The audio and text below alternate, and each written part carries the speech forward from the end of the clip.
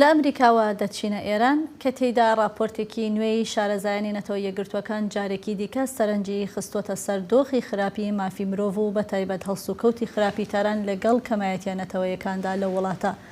لەم راپۆرتەدا شارەزایانی ڕێکخراوی نەتەوە یەکگرتووەکان نیگەرانی خۆیان دەربڕیوە لە زیادبوونی دەست بەسەرکردنی هەڕەمەکی بێسەر و شوێنکردن ئەشکەنجەدان دانپێدانانی زۆرە ملێ و هەروەها زیادبوونی لە سێدارەدانەکان بەتایبەت دژی هاوڵاتیانی کورد و بەلوچ. بە گوێرەی راپۆرتەکە تەنیا لە ساڵی 2026دا لانیکەم زیاتر لە 20 کەس هاوڵاتی کورد لە سێدارە دراون و ژمارەیەکی دیکەشیان ڕوبەڕووی مەترسی لە سێدارەدانن. هەروەها شارەزایان دەڵێن پێناسەی نوێی کۆماری ئیسلامی بۆ تۆمەتە ئەمنیەکان بوونەتە ئەمرازێک بۆ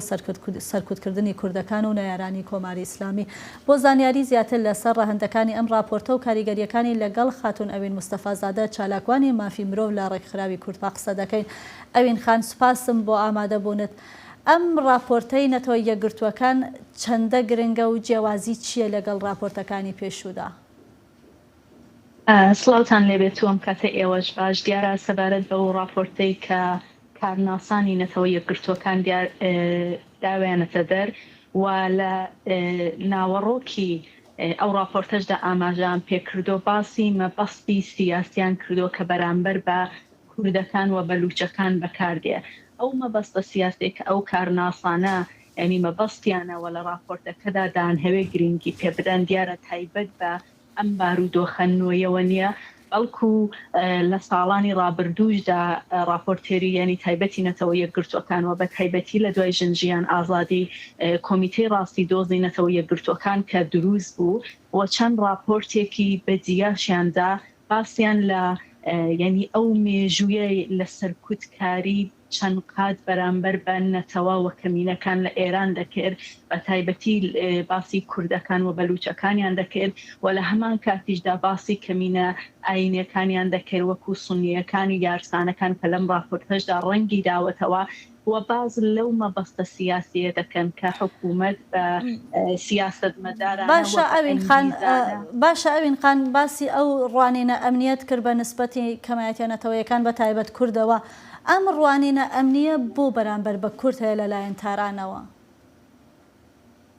بەڵێ دیارە ئەو ڕوانینە ئەمنیەتیە ئەوەی کە تاران هەیەی و ئەم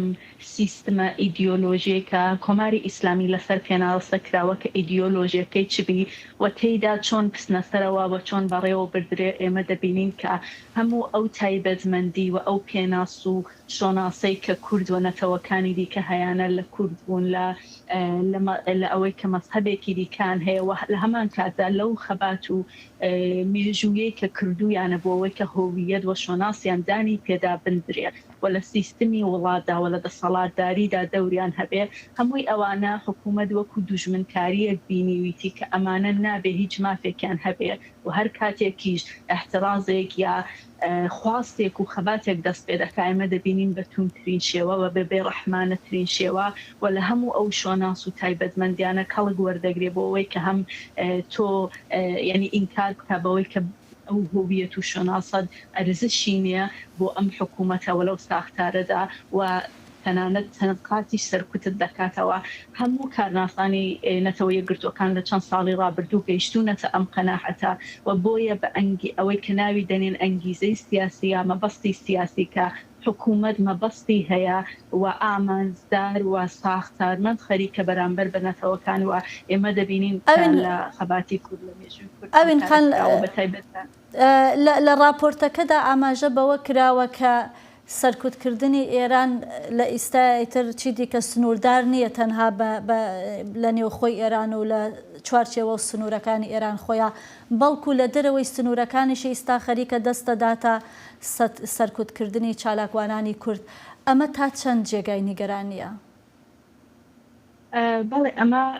جێگای نیگەرانیەکی زۆرە کە حکوومەت سەرڕۆیانەتر لە پێش و باز لەوە دەکا کە چۆن دەیهەوێ ئەمانەش بپێکێ لە ئەم ئیستردادانەوە ئەو ناوانەی کە بڵاویان دەکاتەوە و هەروەها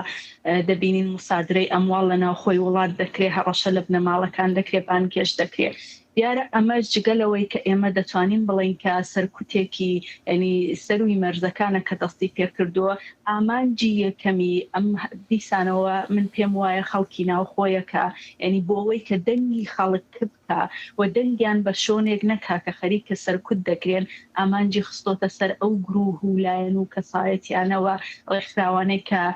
ینی پێداگری لە مافی ئەوان دەکەن بۆ نمونە ئێمە دوایین ئیعدامی کورد ئومید بەهزاد دەبینین کە تەنها بەهۆی ئەوەی کە ئەندامێک بۆ لە یەکێک لە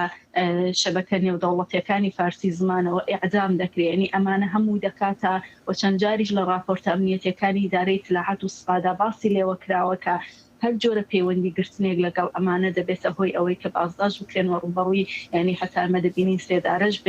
بدرێتەوە ئەو سیاست و ساختارانێ هەمیشە دەبینین کە وتارەکەی و گفتمانەکەی لە ناوەندە ئەمنیەتەکانەوە دەست پێ دەکرێت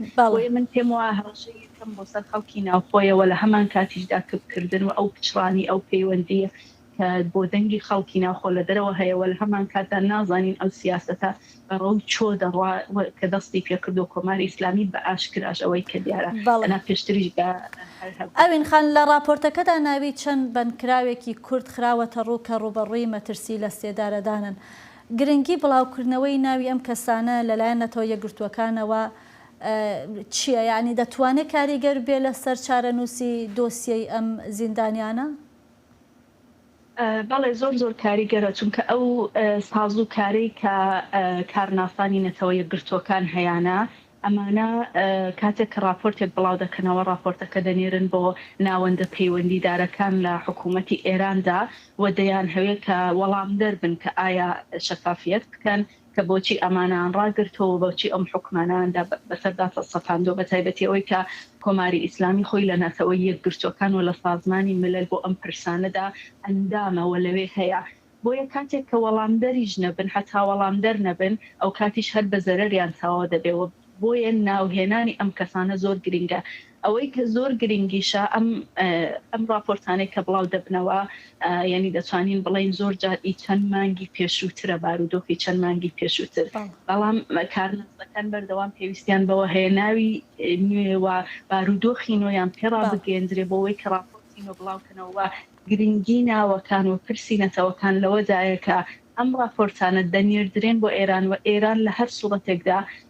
وەزیفەیەتی بەپێ ئەو ئەندامێتێک لە نەوتەوە یەکگرتوەکاندا هەیەی وەڵام دەربێەوە وەڵامی نەش بێ وەڵامیش زەرەری هەیە بووی بەڵێ ئەوین مستەفازادە چالاکوانی مافی مرۆڤ لە ڕێکخراوی کورد پاس بۆ ئامادەبوونت ئەوین خان.